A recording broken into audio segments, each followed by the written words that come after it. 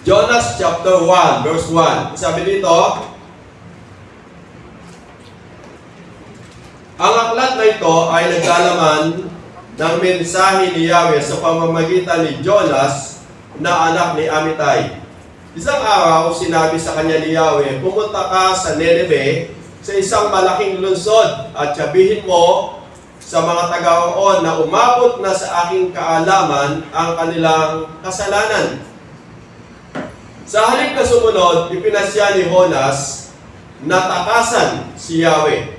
Nagtungo siya sa Joppa at doon ay nakatagpo ng isang barkong patungong Tarsis. Pagkatapos na magbayad ng pamasahe, sumakay siya sa barko upang maglakbay kasama ng iba pang mga pasahero patungong Tarsis. Sa ganitong paraan ay nakakala niyang makakatakas siya kay Yahweh.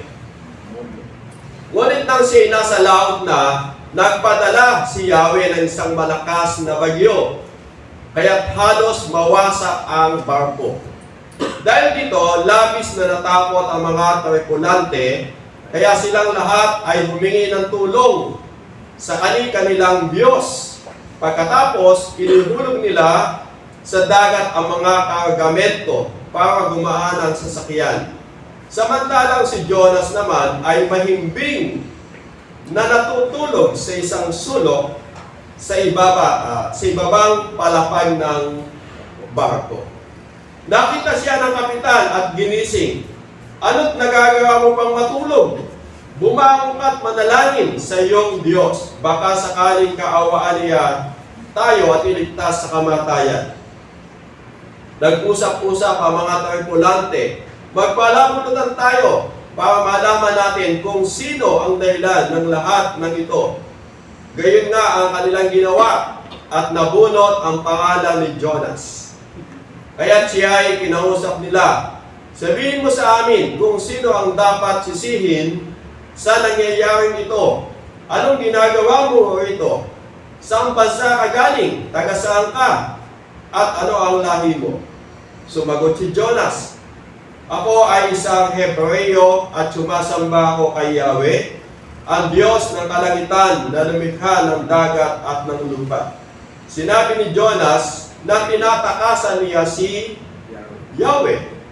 Nakadama ng matinding takot ang mga nakapakinig sa kanya, nakarinig. Kaya sinabi nila kay Jonas, napakalaking kasalanan ang ginawa mo. Lalong lumakas ang bagyo. Kaya tinanong nila si Jonas, ano ang dapat namin gawin sa iyo para pumayapa ang dagat? Iagis ninyo ako sa dagat at papayapa ito.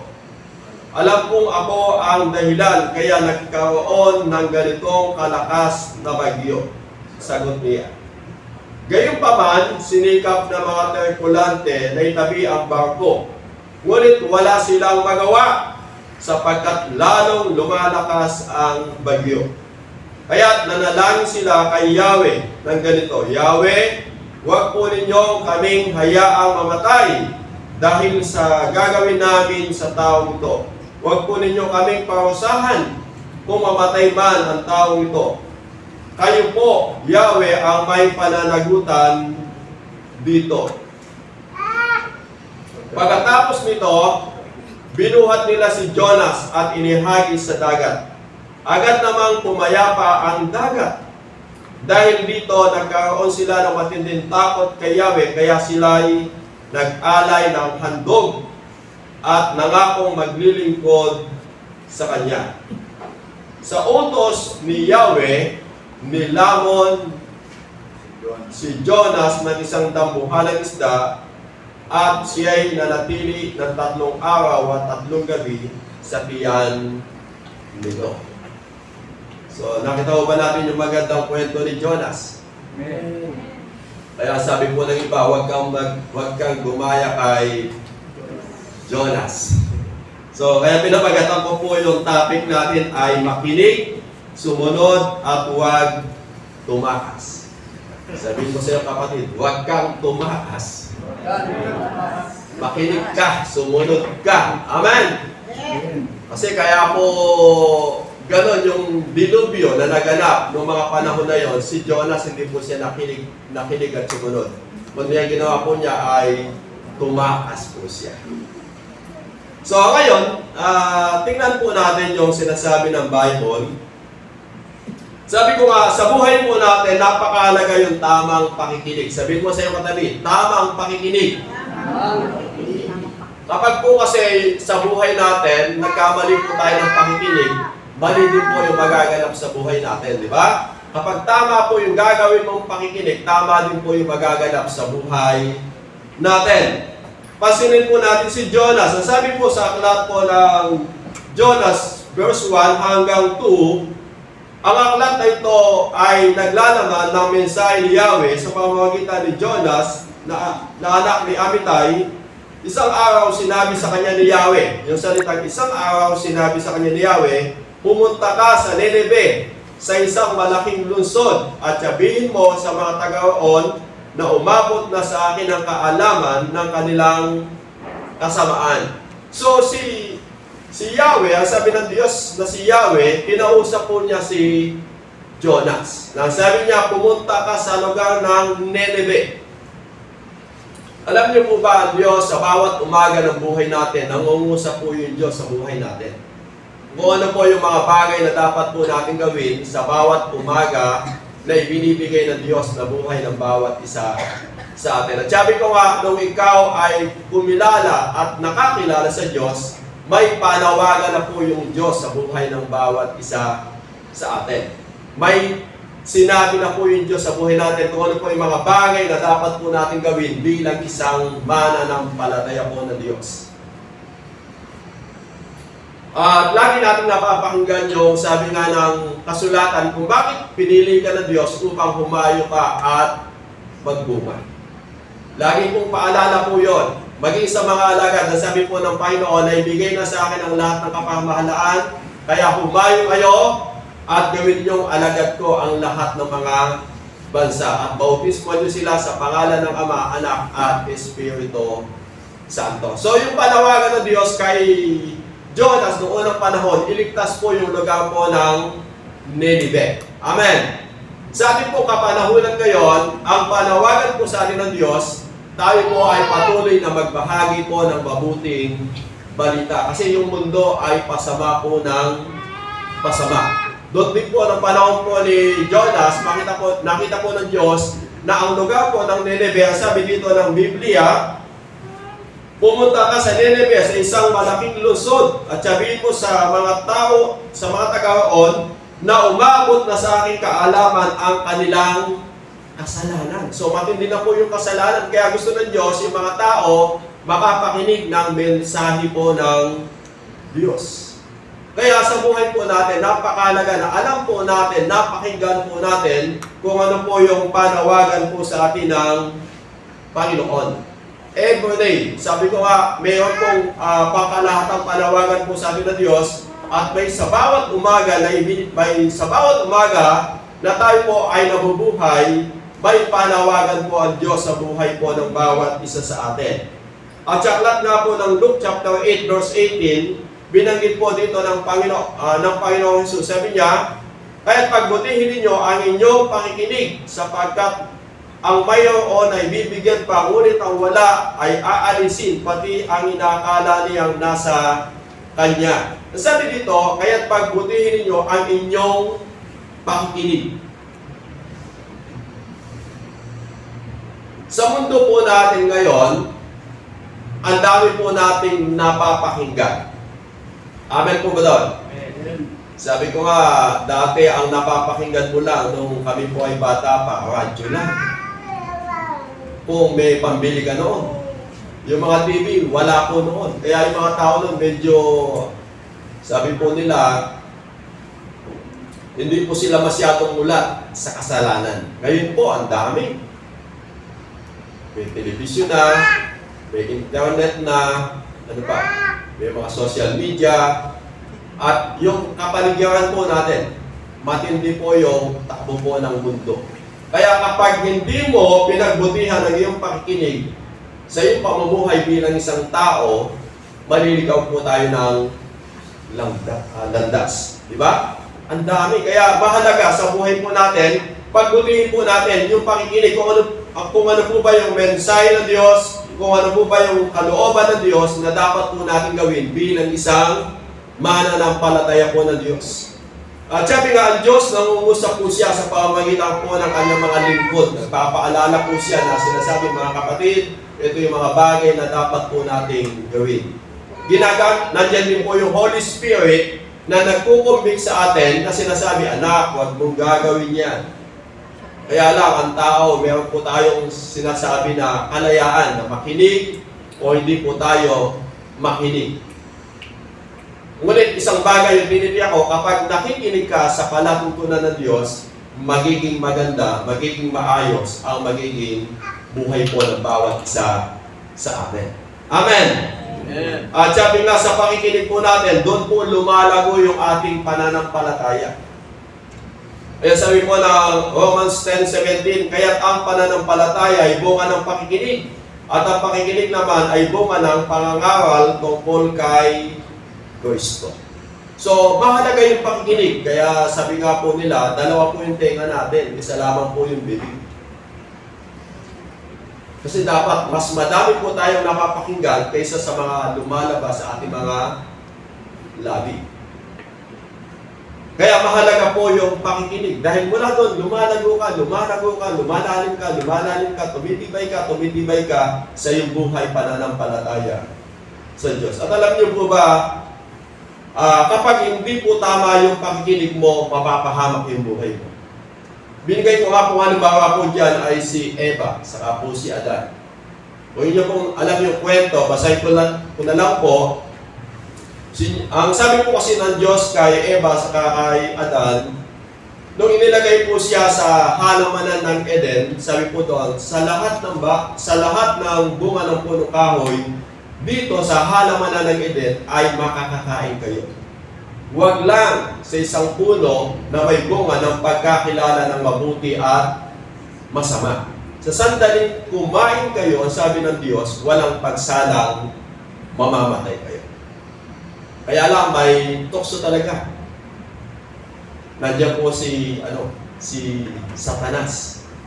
Ang sabi po sa sumunod na talata, ang ahas ay pinakatuso sa lahat ng hayop na nilikha ng Panginoon, Yahweh. Isang araw, tinanong nito ang babae, totoo bang sinabi ng Diyos na huwag kayong kakain ng anumang bungang punong kahoy sa halamanan? Sumagot ang babae, maaari namin kainin ang anumang bunga bunga sa halamanan. Huwag lamang ang bunga ng puno na nasa gitna niyon. Sinabi ng Diyos na huwag namin kakainin ni hihipuin man ang bunga nito. Kung kami raw ay kakain ito, mamamatay kami. Ngunit sinabi ng ahas, hindi totoo yan. Hindi kayo mamamatay. Sinabi lang iyan ng Diyos sapagkat alam niya kung kakain kayo ng bungang niyon ay makakaunawa kayo. Makakaunawa kayo at magiging parang Diyos at malalaman ninyo ang mabuti at masama. Ang punong kahoy ay napakaganda sa paningin ng babae at sa palagay niya, masarap ang bunga nito. Naisip din niya na kahanga-hanga ang maging marunong. Kaya't pumitas siya ng bunga at kumain ito. Binigyan niya ang kanyang asawa at kumain din ito. Nagkaroon na sila ng pagkaunawa matapos kumain. Noon nila nalaman na sila'y hubad. Kaya kumuha sila ng mga dahon ng igos, pinagtahi-tahi nila ang mga ito at ginawang panakip ng katawan. So makita natin yung bunga po ng hindi tamang pakikinig. Nagdudulot po ito ng kapahamakan sa buhay po ng isang tao. Di ba sabi po ng Diyos, huwag kang kakain ng mga bagay na yan. Pwede mo kainin naman yung lahat ng bunga ng punong kahoy dito sa halamanan ng Eden. Huwag lang yung isang bunga ng punong kahoy na may pagkakilala ng mabuti at masama. Kasi kapag kinain mo, sabi niya, walang pagsala mamamatay ka. May mensahe po yung Diyos. Kaya lang, may mensahe din po si Satan. Kaya sa buhay po natin, yun po yung totoong buhay po natin. Every day ng buhay natin, may sinasabi po yung Diyos sa buhay natin, may sinasabi din po si Satanas sa buhay natin. Ang mahalaga lamang po doon, meron po tayong tamang pakikinig. Sino po ba yung dapat nating pakinggan sa buhay natin bilang mga mananampalataya ng Diyos? Amen! Hindi po yung bulong ni Satanas, kundi yung kung ano po yung sinasabi po ng salita po ng Diyos. Makinig po tayo sa sinasabi ng Diyos. Ako po'y naniniwala na kapag nakinig ka sa piling ng Diyos, mapapabuti at mapapaganda yung ating pong buhay. Amen! Amen. Huwag na po tayong padaya. Kasi kapag natukso ka, nadaya ka, sabi ko nga, ang dulo po noon, kapahamakan.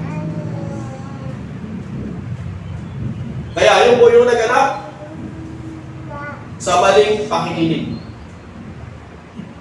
Sabi ko nga, sa buhay po natin, kung bakit may mga pangit na nagaganap sa buhay natin, kung minsan, bunga po ito ng mali nating pakikinig bilang isang mananampalataya ng Diyos. Subalit kung makikinig ka lang sa Diyos, walang masamang bagay na magaganap sa iyong pamumuhay. Amen! Amen.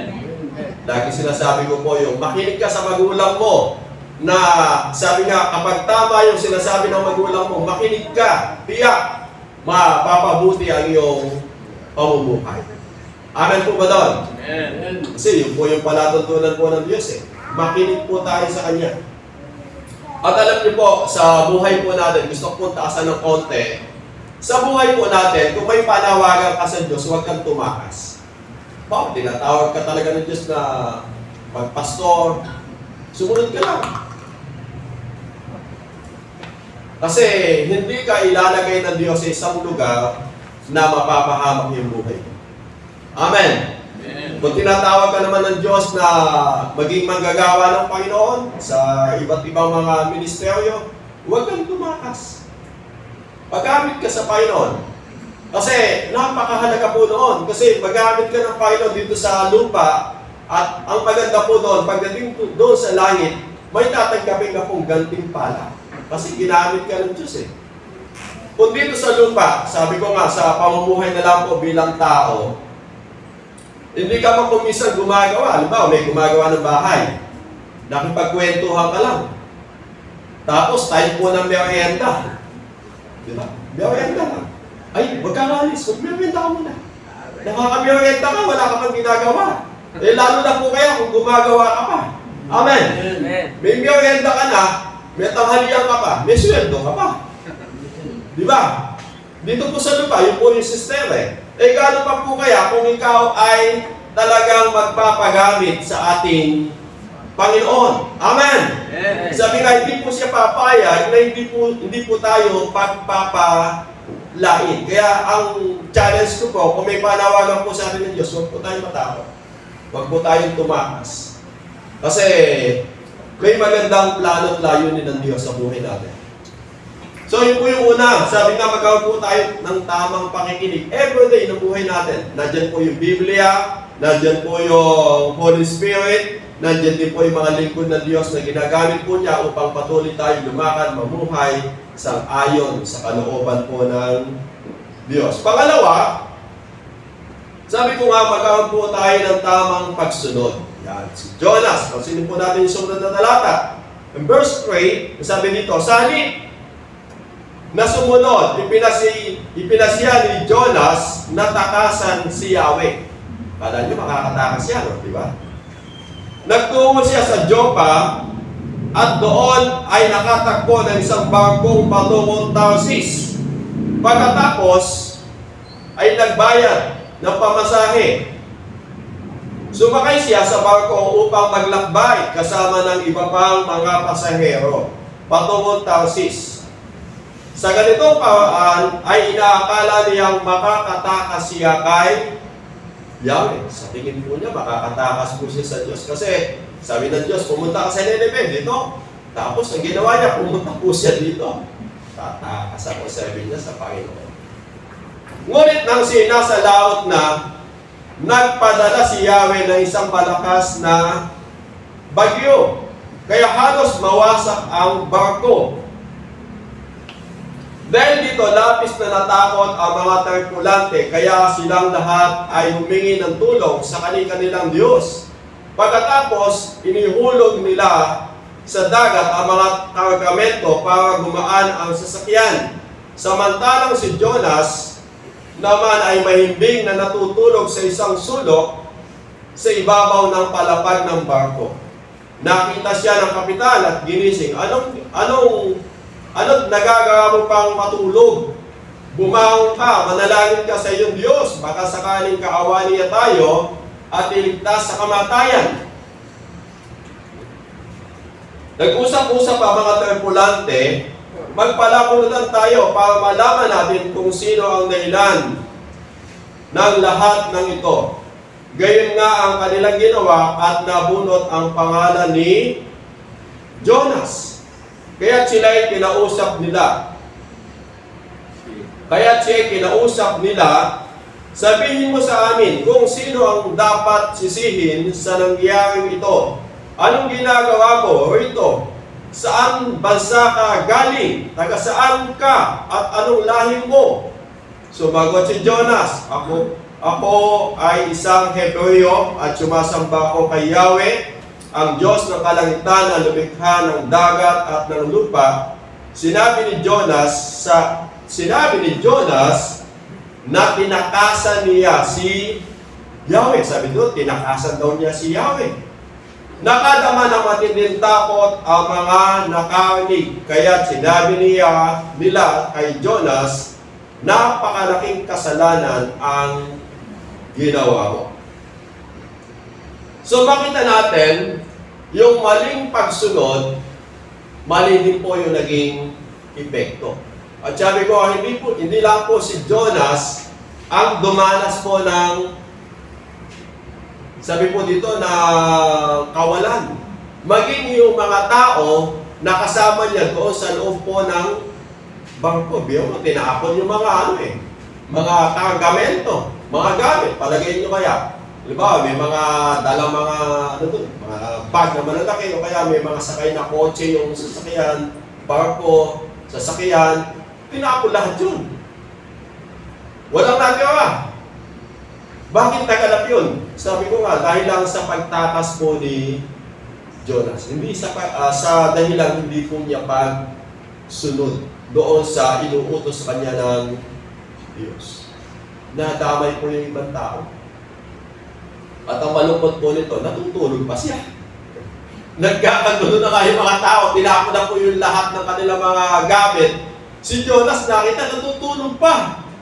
Kasi alam niya siya yung may sala kung bakit gano'n ang naganap. Nagtutulog-tulog ang po siya. Alam niyo po sa buhay natin, bilang isang mananampalatayang Diyos, patuloy natin makita yung kahalagahan ng pagsunod. Amen? Amen. Alam niyo po, kapag tayo sumunod sa Diyos, hindi lang po tayo pagpapalay ng Diyos, pati po yung ating buong sambahayan pagpapalay ng Diyos. Amen! Wala tayo sumunod sa Diyos, damay din po yung ating buong sambahayan.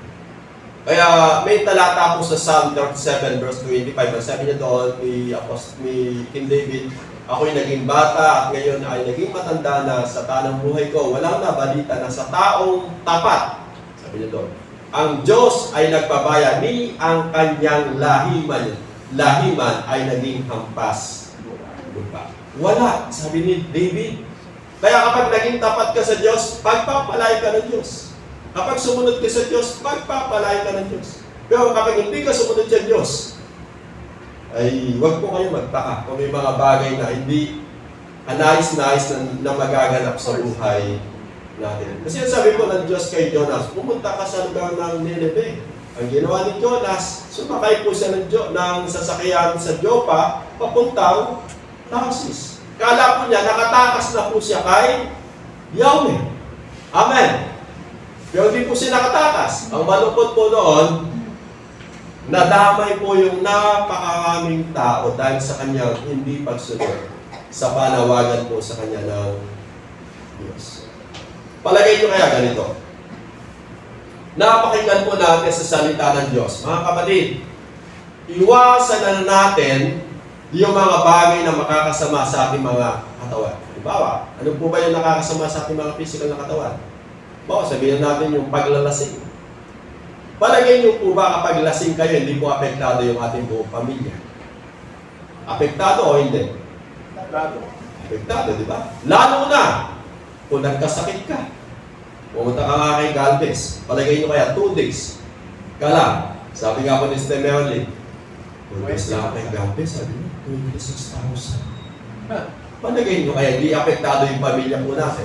Apektado, di ba? Pero kung di mo ginagawa yung mga bagay na yun, palagay mo kaya magkakasakit ka at apektado po yung pamilya natin. Hindi, di ba? Sabi ko nga sa mali nating pagsunod sa sinasabi ng salita ng Diyos, hindi lamang po ikaw yung apektado, pati po yung buong sambahayan mo. Pero kapag tama yung pagsunod mo sa salita ng Diyos, pagpapalain ka ng Diyos, pati yung buong sambahayan mo. Amen! Kaya mahalaga po yung tamang pagsunod sa Diyos. At sabi nga, nandyan po yung salita ng Diyos na gabay po natin upang sundin at gawin kung ano yung ipinapagawa sa atin ng Diyos. Kasi tayo, bilang tao, may kalayaan nga po tayong sumunod at hindi sumunod. Kaya lang, may punishment na sa mga hindi sumusunod sa ating Panginoong Jesus. At yung pagsunod, kinakailangan po talaga tinatanggihan mo yung kalooban mo.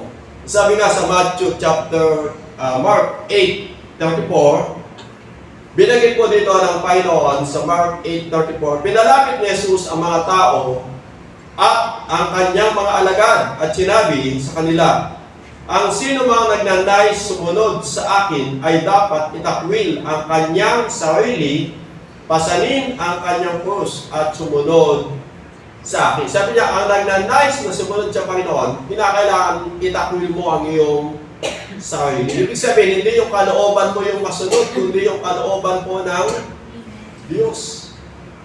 Kasi kapag ang kalooban mo yung masusunod, kagaya ni Jonas, tumakas. Di ba? Sabi ng Diyos, dito ka pumunta. Hindi mo napaglabanan ni Jonas yung sarili niya, dito siya pumunta. Ginawa niya yung ayon sa kanyang kalooban. Kaya mula doon, makita natin yung kapahamakan na naganap sa buhay po ni Jonas. At kung titignan natin yung sinabi po ng mga tao, sabi po ng mga tao na hindi po mananampalataya. Hindi po mananampalataya itong mga kasama niya. Basahin ko lang po ulit yung dulo po ng verse 9 ng Jonas 1:9. Sabi dito ni Jonas, sumagot si Jonas, ako ay isang Hebreo at sumasamba ako kay Yahweh, ang Diyos ng kalangitan na lumikha ng dagat at lupa. Sinabi ni Jonas na tinatakasan niya si Yahweh, tinatakasan daw po niya yung Diyos sa kanyang buhay. Kaya siya napunta sa lugar po na yun. So ano po ang sabi po ng mga tao? Nakadama ng matinding takot ang mga nakarinig. Kaya sinabi nila kay Jonas, napakalaking kasalanan ang ginawa. Alam niyo po, kapag po pala tinatakasan natin yung kalooban ng Diyos, kasalanan po talaga yun sa paningin ng Diyos. Amen. Amen. Kasi si Jonas, nagpakilala pa mananampalataya ng Diyos. Sabi niya, ako po ay isang Hebreo, sumasamba sa Diyos, na may gawa ng langit at ng lupa. Alam niyo, napakataas po ng tingin po sa atin bilang mga mananampalataya ng Diyos. Kaya kung minsan, bilang tao, dahil hindi po nila maintindihan na akala nila perfecto po tayo, kapag nakagawa ka lang ng maliit na kamalian, ang tingin sa'yo, di ba po naging si brother, bakit nagawa niya yun? Diba? Kala niya, hindi na po tayo nagkakasala eh. Di ba? Ganun po yung kasing tingin po ng mga tao sa atin. Kaya dito, sabi po dahil lang hindi sumunod si Jonas, sabi po ng mga tao na hindi mananampalataya, napakalaki kayong nagawa mo kasalanan sa Diyos. Kasi alam po nila yun eh. At lagi ko sinasabi, bilang mga mananampalataya ng Diyos, tayo daw po yung buhay na salita po ng Diyos. Tayo po yung binabasa na po ng mga tao kasi yung mga tao ayaw na po magbasa ng Bible. tayo na po yung binabasa, kaya kapag po tayo nalilis ng landas, medyo hindi po sila nagagandahan sa atin. Amen! Amen. Kahapon nga po, hindi ko alam, sabi ko, nakapahinga po ako sa bahay. Tapos, biglang dumating po yung asawa po ni Brother Edward. Sabi niya, Pastor! Eh, dahil nandun po ako sa kwarto, parang tawag. Hindi ko alam, bakit ang pinatawag? Sabi niya, Pastor, bakit ka po? Eh, pumunta kayo ka doon isa namatay nga po. Eh, sabi niya, ipanalangin mo, sabi niya. Buhay pa ba? Ako, oo, sabi niya, buhay pa. Kasi nabalita ko ng umaga, patay na. Kaya tinanong ko kung buhay pa. So, ako naman, biyaya ng Diyos, pumunta. Kasi nabutan ko yung mga tao, nakapaligid. Umiyak na. Nung tinignan ko, humihinga pa, nagaalang. So, nandun po yung pananampalataya nila eh. Na kapag po ipinapanalangin natin yung isang tao, may gagawin po yung Diyos sa buhay nila. At alam ko na po, si Sister, yung namatay na yun, Nora, madami na po nag-Bible study doon eh. Sila, Sister Marietta, Sister Grace, pupunta po sila doon. Palagay ko, bawat punta nila, pinatatanggap nila eh. Yung pagtanggap sa Panginoon, minsan lang. Dahil kung nandun yung pananampalataya nila, ako po ay pumunta sa biyaya ng Diyos. Nag-pray po ako sa Panginoon. Sabi ko nga doon sa mga pamilya, dumating na po yung panahon na ang ating magulang ay babalik na sa Panginoon. Sabi ko. Kaya magiging mapayapa po tayo at tanggapin po natin ang bukal sa ating mga puso. Kaya nag-pray po ako na, sabi ko, Lord, ano po yung mga pagkakasala ng tao na to, hindi po namin ito. At dalangin po namin yung pangako mo ng kaligtasan ng buhay na walang hanggan ay kanyang makamtan. So, biyaya ko yung yun. Before 1 o'clock po yun. So, pagbalik ko po, galing po ng San Ildefonso, graduation na pala. Gumagrade na. So, yun po. Sabi ko nga, malaki po yung yung pagtingin po nila sa atin. Bagamat sabi ko nga, hindi naman po tayo ganun anong tao, sibilisado, pero yung pagkakilala nila po sa atin bilang mga mananampalataya ng Diyos, ganun po siya kaganda. Amen! Amen. Kaya mahalaga, sabi ko nga, tama yung gagawin po natin pagsunod sa Diyos. Una, tamang pakikinig sa Diyos. Tamang pagsunod. Huwag po natin gaya si Jonas. Amen! Takas po ng takas. Pagdating doon sa dulo, natupay. Nakita ko ba natin doon sa mga sunod na talata? May nagawa ko ba si Jonas sa kanyang pagtakas? Wala. Doon po yung sinakating. Doon sa inuutos sa kanya ng Diyos. Kaya kung minsan bilang tao, ito po yung nakita ko sa buhay natin. Pinatatagal mo lang yung mga bagay na ipinapagawa sa iyo ng Diyos at doon ka din pupunta. Amen. Amen. At kung titingnan din po natin yung labanan po doon sa Israel. Alam niyo po ba yung Egypt to Israel, napakalapit lang. Border lang yung pagitan, di ba? Yung Egypt, saka po yung Israel. Di ba nung nanggaling po yung bansang Israel sa Ehipto, tumawid po sila sa dagat. Mula po doon sa dagat, pagtawid po nila sa dagat, papunta po sila doon sa lupang pangako, di ba? Mula po doon, yun po yung Israel 40 days na dapat nandun na po sila sa Kanaan. Ano po, gano'ng matagal po silang umikot? Umikot lamang po sila doon 40 years. Silang umikot. Ang malungkot nun, hindi po sila nakapunta. Namatay po sila sa ilang. Buti pa si Moises, natanaw po niya. Hindi po ako nagkakamali, mga kabataan na lang po yung mga nakasumpong po doon, yung mga nandun po kayo sa Israel. So, kumisa, dahil sa ating pagtakas, nagtatagal. Yung mga bagay na dapat maganap, matupad sa buhay po ng bawat isa po sa atin. Sabi ko, yamang mananampalataya ka na ng Diyos, sumunod ka na sa Diyos. Amen! Sabihin mo nga sa iba, sumunod na tayo sa Diyos.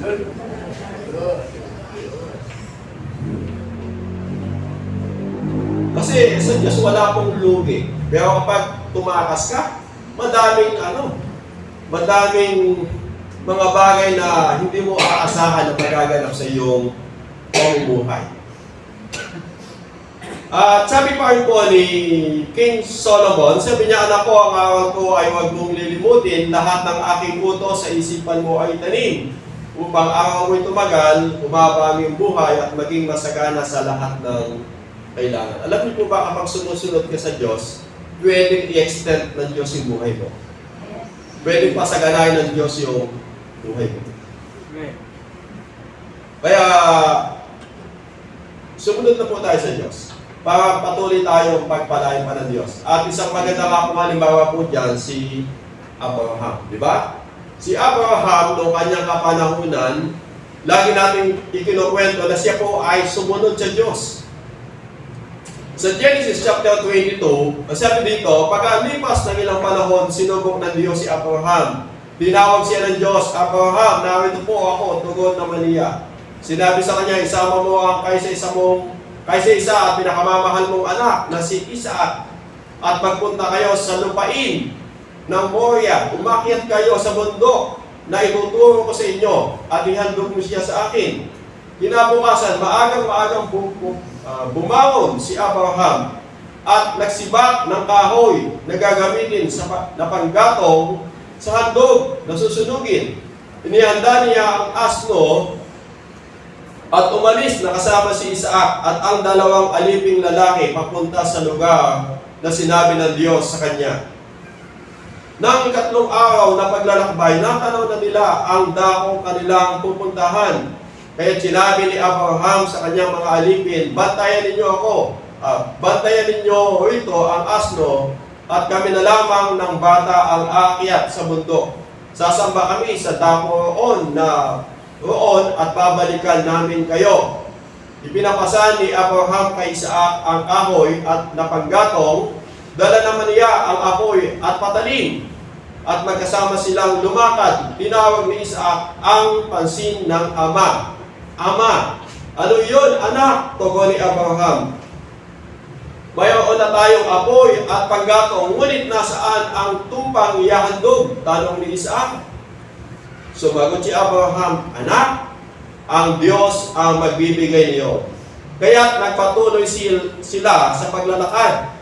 Pagsapit nila sa lugar na itinuro ng Diyos, gumawa ng altar si Abraham. Iniayos niya sa ibabaw nito ang panggatong at inihiga si Isaac matapos gapusin. Sabi dito. Nang sasaksakin na niya ang bata, tinawag siya ng anghel ni Yahweh. At mula sa langit ay sinabi, Abraham, Abraham. Narito po ako, sagot ni Abraham. Sinabi ng anghel, huwag mong patayin ang bata. Huwag mo siyang saktan. Natitiyak ko ngayong handa kang sumunod sa Diyos, sapagkat hindi mo ipinagkait sa kanya ang kaisa-isa mong anak. Paglimun niya, may nakita siyang isang lalaking tupa na ang mga sungay ay nakasabit sa mga sanga ng kahoy. Ito ay kinuha ni Abraham at inihandog sa halip na ang kanyang anak. Kaya't ang lugar na iyon ay tinawag ni Abraham, si Yahweh ang nagkakaloob. At magpahanggang ngayon, sinasabi ng mga tao, sa bundok ni Yahweh ay may nakalaan. Mula sa langit, nagsalita muli kay Abraham ang anghel ni Yahweh, ako'y nangangako, sabi dito, sa pamamagitan ng aking pangalan, Yahweh, sapagkat hindi mo ipinagkait sa akin ang kaisa-isa mong anak, pagpapalain kita. Ang lahi mo'y magiging sindami ng bituin sa langit at ng buhangin sa dagat. Sasakupin nila ang mga lungsod ng kanilang mga kaaway. Sa pamamagitan ng iyong lahi, pagpapalain ang lahat ng bansa sa daigdig, sapagkat sinunod mo ang aking utos. Binalikan ni Abraham ang kanyang mga alipin at sama-sama silang umuwi sa Beer-Seba. Ito po ulit talata, sabi dito, gusto ko lang balikan, sa pamamagitan ng iyong lahing pagpapalain ang lahat ng bansa sa daigdig, sapagkat sinunod mo ang aking mga utos. Dahil sumunod po si Abraham sa Diyos, pinagpala po yung buong daigdig. Kasama po tayo doon. Amen. Amen. Kaya napakalaga yung pagsunod sa Diyos. Si Eva saka si Adan, dahil hindi sumunod sa Diyos, sabi po ng Diyos, sa iyong pawis manggagaling ang iyong kakanin. Ikaw namang babae, sabi niya, maglilihi ka na may kanubayan. Mga anak ka na may kahirapan dahil sa pagsuway. Pero sa panahon po ni Abraham, blessing. Dahil na dun po yung pagsunod. Kaya mahalaga po yung tamang pagsunod. Amen po ba doon, mga kapatid? Amen. Kaya sumunod na po tayo sa Diyos. Pangatlo, yung tamang pagdidesisyon. Alam niyo po, mahalaga yung desisyon sa buhay natin. Sa verse 11, basahin ko po, mabilis. Lalong lumakas ang bagyo, kaya tinanong ni Jonas, tinanong nila si Jonas, ano ang dapat naming gawin sa iyo para pumayapa ang dagat? Ihagis ninyo ako sa dagat at papayapa ito. Alam kong ako ang dahilan kaya nagkaroon ng ganitong kalakas na bagyo. Sagot niya. Gayunpaman, sinikap ng mga tripulante na itabi ang bagyo, ngunit wala silang magawa sapagkat lalong lumalakas ang bagyo. Kaya nanalangin sila kay Yahweh ng ganito, Yahweh, huwag po ninyo kaming hayaang mamatay dahil sa gagawin namin sa taong ito. Huwag po ninyo kaming parusahan kung mamatay man ang taong ito. Kayo po, Yahweh, ang may pananagutan dito. Pagkasabi nito, binuhat nila si Jonas at iniyagi sa dagat, agad namang pumayapa ang dagat. So, alam niyo po, napakalaga na alam po natin yung mga tamang desisyon sa buhay natin. Para maging maayos, maging maganda yung takbo ng ating magiging buhay. Amen po ba daw? Amen. Yung desisyon mo, napakahalaga. Kapag tama yung desisyon mo, tama yung magiging buhay nito. Pag mali po yung desisyon mo, mali din po yung magiging buhay po nito. Kaya mahalaga yung tamang desisyon. Sa 1 Corinthians 10:15, wala. Binuusap ko kayo bilang mga matatalino, husgahan nyo ang sinasabi ko. So, ayan, sa bababaw na tayo. Sabi ko dito, ganito ang sinasabi ko sa inyo, sapagkat alam kong kayo matatalino, kayo na ang mag-desisyon. Amen po ba doon? Tayo po mga mananampalataya ng Diyos, matatalino. Amen. Amen. Kaya dapat tama po yung ating desisyon. Kayo po kasi magdidesisyon sa kako eh. Hindi po yung ibang tao. Meron po tayong dapat na may sarili po tayong desisyon. Huwag po tayong pa-apekto doon sa desisyon ng iba. Kasi ito yung desisyon. Ito na din yung desisyon ko. Dapat alam mo kung tama o mali. Kasi matalino ka. Na mananampalataya po ng Diyos. Kaya si Jonas, nagdesisyon po siya ng tama. Sabi niya, itapon mo ako sa dagat upang pumayapa po yung sitwasyon. Kaya maganda, tama po yung ating desisyon. At maging doon sa Deuteronomy 30, verse 15. Ang sabi po dyan, sa Deuteronomy, binibigyan po kayo ngayon ng pagpipilian, buhay o kamatayan, kasaganaan o kahirapan. Kapag sinunod ninyo ang mga utos na binibigay ko sa inyo ngayon mula kay Yahweh na inyong Diyos, at kung mahal ninyo siya at ginagawa ang kanyang kagustuhan, pagpapalain niya kayo sa lupaing ibibigay niya sa inyo. Bibigyan niya kayo ng mahabang buhay at gagawin isang malaking bansa. Sabi po sa mga sumunod na talata. So yung verse 15 na lang yung pinili ko po dyan. Sabi dito, binibigyan ko kayo ngayon ng pagpipilian, buhay o kamatayan, kasaganaan o kahirapan. Mahalaga po yung decision mo. Kasi mula doon, magkakaroon ka ng buhay o kamatayan. Magkakaroon ka ng kasaganaan o kahirapan. Amen! Huwag po natin isisi doon sa iba. Kasi yung iba Kasi hindi. Desisyon po natin, maging matalino po tayo sa ating mga desisyon. Pag mula po doon, tayo din po yung patuloy na makinabang sa lahat ng bagay. Amen! Huwag po tayo ma-apekto doon sa desisyon ng iba. Kailangan maging matalino po tayo sa ating mga desisyon. Kasi kapag nagkamali ka ng desisyon, ikaw din yung makikinabang. Di po ba? Kapag po tama po yung desisyon mo, tama din po yung magiging pakinabang po nito sa buhay natin. Kaya sabi dito ng Bible, binibigyan po kayo ngayon ng pagpipilian. Buhay o kamatayan, kasaganaan o kahirapan. Nasa atin po. Kasi blessing po yan sa atin ng Diyos. At dito po sa uling talata, bago po tayo mag-pray, sabi po ng Bible, sa utos ni Yahweh, nilamon si Jonas na isang nabuhalang isda at siya nanatili ng 3 araw at 3 gabi sa tiyan ng isda. So sabi ko nga, bagamat si Jonas mayroon po siyang sariling desisyon sa kanyang buhay, subalit makita natin doon sa dulo, kalooban pa rin po yung ng Diyos ang nasunod at natupad. At makita din po natin, hindi po hinayaan ng God si Jonas na mapahamak. Bagamat minsan bilang tao, nagkakamali po tayo ng desisyon. Pero mula doon, makita natin yung biyaya ng Diyos. Hindi po pinabayaan ng Diyos si Jonas. Mula po nung, kung titingnan natin, itinapon sa dagat. Kaya po nun, kundi ka makatulog ako di ba? Pero makita mo yung biyaya ng Diyos nandun pa rin. Bagamat si Jonas nagkamali, inamin niya yung pagkakamali niya, nandun pa rin po yung iba yung biyaya na itinagkaloob sa kanya ng Diyos. Amen! Yeah. Kaya sa buhay po natin, kung nagkakamali man po tayo, isang bagay lang po yung alam po na dapat natin gawin.